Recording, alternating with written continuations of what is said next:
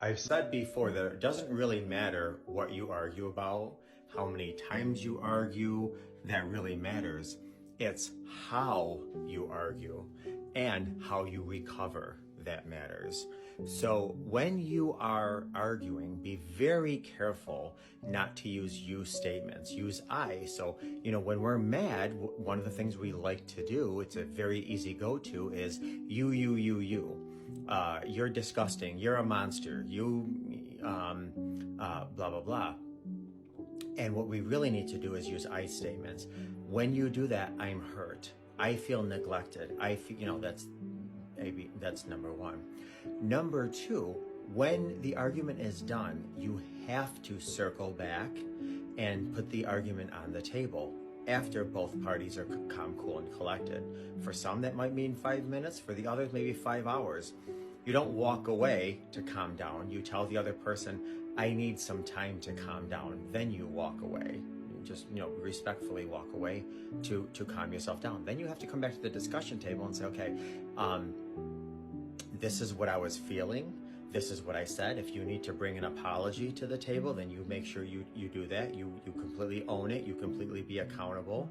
You talk about what was triggering you. You also make sure that you bring to the table the root of the issues. So, the issue is probably not they didn't do the dishes or they didn't put their cup in the sink. The issue was you feel not prioritized because you've asked them multiple times, when you're done drinking, please put your cup in the sink. So the issue isn't they didn't put their cup in the sink. The issue is you don't feel prioritized. You don't feel loved because you're asking them to do something and they're just not doing it. So get to the root of the issue. Do not have an argument and then kiss and make up and have sex and live happily ever after. Well, you're not going to if you do that, because you need to come back and have a discussion about the argument. If not, it's like you are sweeping things under the carpet. And after weeks and months and years of doing that, imagine romantically trying to slow dance on this carpet. You're going to trip a lot because there's going to be a lot of mountains of dust, here and there in the carpet. And that's what sweeping things under the carpet. Don't sweep things under the carpet. Talk about it. When you said this, I was hurt. Well, I meant this, and this is why blah, blah.